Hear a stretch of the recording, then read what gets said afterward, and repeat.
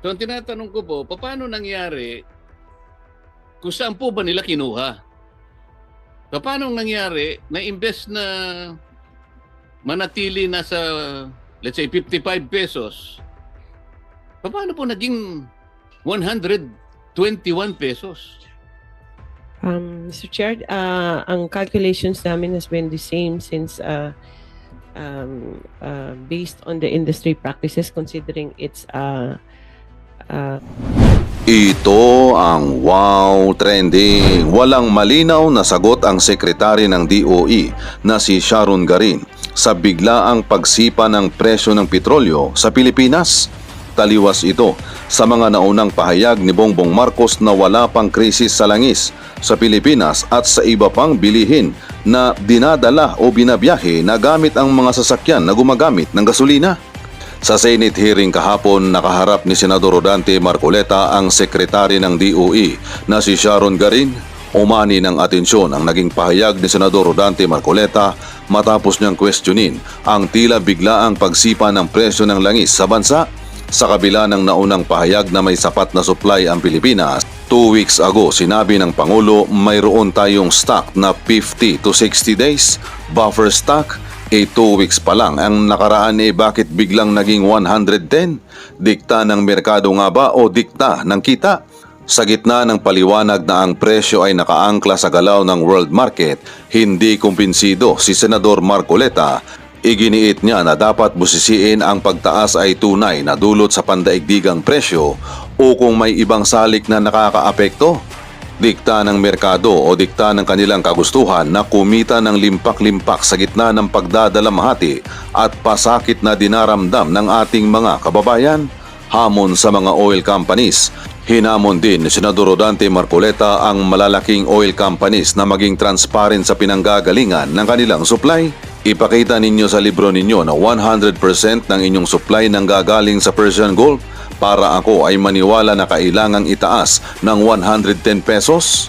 Ipinunto rin niya na hindi lamang sa Middle East kumukuha ng supply ang rehiyon at may mga refinery at imbakan sa ibang bansa tulad ng Singapore na maaaring maapektuhan sa presyo.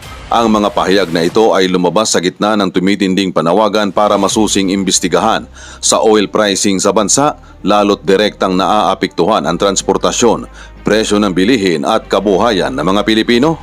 Ayon pa nga kay Marcos Jr. noong March 21, 2026 na aminadong wala nang magagawa dyan sa presyo ng langis. Buwelta pa nga ng mga netizen sa kanilang komento na 2 days pa lang nagyera sabi ng DOE. Posibleng tumaas ang gasolina kinabukasan biglang nagtaasan ang karamihan. Hindi pa nga sila nag-angkat tumaas agad, ganyan sila. Kaya gustong-gusto ng mga oligarko si BBM kasi nagagawa nila ang gusto nila. Kung gusto nilang pataasin ang presyo ng mga produkto, approve ka agad without thinking. Kung si Duterte ang nandyan, kailangang may approval muna galing sa kanila bago sila gumawa ng common sense. Ang nabibili nating petroleum nowadays ay old stock pa, nabili pa sa murang halaga ng mga local oil companies dito sa Pinas. Means dapat na hindi pa dapat magtaas ng selling price. Sa madaling salita, umiiral agad ang kagahaman ng mga oil companies. Export. Dito natin gamitin at yung mga diesel-fired na mga power plant mo sa mga spag areas, unti-unti ipagamit mo yung Semirara coal. Mura kasi yun kesa dun sa diesel. Lalo na ngayon, kung talagang wala nang, kung totoo talaga na walang diesel at mahal na mahal. Kasi po ngayon, Mr. President, Mr. Chair, kung bakit naman meron tayong sariling coal, bakit natin ina-export? Ba't di natin gamitin? Ang palagi pong kinakatwiran ng DOE, ito si Yusek Puentebella, mahina daw yung calorific value. Hindi totoo yun. Merong isang gustong bumili. Nagbibigay siya ng kontrata, lahat ng ipoproduce ng Semirara, bibili niya. Kahit nasabihin pa yung low calorific value. Isipin nyo kung anong mangyayari noon. Kung halimbawa coal plants na lahat. Halimbawa sa Mindoro, dalawang electric cooperatives yan Puro diesel. Isipin po ninyo ang universal charge, Mr. President. Si Chairman, ako, tayong lahat, si Senator Ligarda, Senator Risa, ala na bang katapusan kaming bayad ng universal charge? Eh, hindi man namin nagagamit yun. Ganun po ang nagiging sistema natin ngayon. Nang dahil sa napakamahal ng gasolina, eh talagang wala na pong katapusan, lalo na po yung spageras. Unless, isa po, yung nga sinasabi ko, wag na po nating export yung coal na nanggagaling sa Semirara. Pagkatapos po, pagibayuhin natin na magkaroon na ng transmission. Yung pong matagal ng pangarap na manggagaling po sa Batangas papunta ng Mindoro, hindi po baligtad. Ang ginawa po yata ngayon binaligtad eh. Tama po, hindi. Kamahiya, tama ka muna. So, balik na po ako. Unang sagutin. Balik na po ako kay Secretary Garin. Huwag ka nagtatago, ma'am. Magkaibigan tayo, di ba? Secretary Garin, ito po, presentation po ninyo. Sa ngayon, meron tayong 46 days sa diesel. Ito po yung di po natin nasagot mabuti kanina. Sa gasolina, meron pa po tayong 53 days. Ibig sabihin po ito, inventaryo po pre-crisis. Dahil sabi po ng Pangulo noon, 50 to 60. Tama naman po eh. Kung ito po ay original na inventaryo, kanina ko po tinatanong, after 2 weeks po, bakit naging 121 pesos ang average ng diesel? Eh meron pa po tayong 46 days. Mr. Chair, yung inventory is not pre-war lang. Kasi may mga deliveries after the commencement. Ano sinasabi po nila? Apa. Yun po yung We sinasabi monitored nila. it also, Mr. Chair. Ngunit, sabi ko nga po sa inyo, kung kinukuha po nila ay yung supply sa sinasabi kong mga tangke na nasa Singapore, kwentado ko na po, kung gusto po nila CIF na lang para iwasan na natin yung sinasabing insurance. Mura lang po yung insurance, hindi po ganun kalaki yun eh. CIF, ang ibig po sabihin, yung pong vessel ng Petronas o kaya vessel ng Rotterdam, sila na po ang pupunta, kakargahan ng mga tangke sa Pilipinas. Kwentado ko na po yung presyo, hindi po ganun kamahal. 28, ano ba ito? 29 point, sabihin na natin 30 pesos per liter po. Rotterdam Refinery, Singapore. Yes, sir. Idagdag na po natin ang napakarami pong local added costs. Ayun, VAT, 2% CME, BIR, marking, excise tax, 12% input VAT, SGS survey, broker's fee, storage, importation, 15 pesos and 51 cents po ito. So pag pinagsama po ito, 45 pesos and 35 cents lang per liter. Ngayon po, yung SRP nila, kung tawagin po nila ito, passion price, 50 pesos, may kita pa po siyang halos 5 piso per liter. So ang tinatanong ko po, paano nangyari, kung saan po ba nila kinuha? Paano nangyari na imbes na manatili na sa, let's say, 55 pesos, paano po naging 121 pesos? Mr. Chair, ang calculations namin has been the same since based on the industry practices, considering it's deregulated, walang control ng gobyerno. So what we have been practicing with the oil companies on estimating their increases is based on replacement cost, Mr. Chair. Mr. Chair, ako po, naintindihan natin yung deregulated po yung oil industry. Pero kung ganito naman po kalaki, na 2 weeks pa lang, from 55 to 121 pesos, baka naman po kailangan nating usisain. Baka yung sinasabi po yung practices, baka kailangan naman po siguro nating revisuhin o i-revisit natin yung practices na yun. Wala naman po sigurong masama.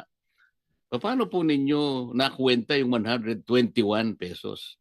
O sasabihin nila, Madam Secretary, based on our practices, naniwala na po tayo sa ganung salita lang. Paano po yung mga datos na pinakikita ko sa inyo ngayon? Apo, Mr. Chair, will review the submissions, but actually halos every day na namin chine-check yan yung mga submissions nila, chine-check namin, and according to the current accounting practice, nakaka-follow, but we will review and submit kung ano yung mga Siguro findings po, namin, Mr. Chair. pinakamaganda, Mr. Chair, tawagin natin po yung mga major players, maski na po yung mga small players.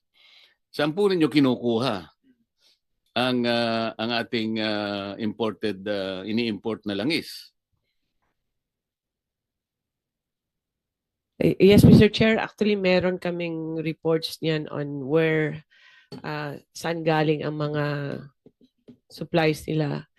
Different countries, mostly here in Southeast Asia, it's China, South Korea, Singapore, Taiwan, Malaysia, Japan, Brunei, Hong Kong, Thailand, India, Vietnam. Pero iba diyan hindi na nagde-deliver, pero most of them are still delivering, Mr. Chair. Kaya po ako medyo nagtataka, Mr. Chair. Bakit po tayo nakikipag-usap sa South Korea saka sa China? Nandun po yung mga tangke sa Singapore. Mas malapit po tayo ron eh. Bakit hindi po yun ang tingnan natin? Kahit na po ngayon, makikita po natin magkano yung FOB price sa Rotterdam tank sa Singapore. Ito po, FOB, $570 per metric ton. Kinuwenta ko na po eh.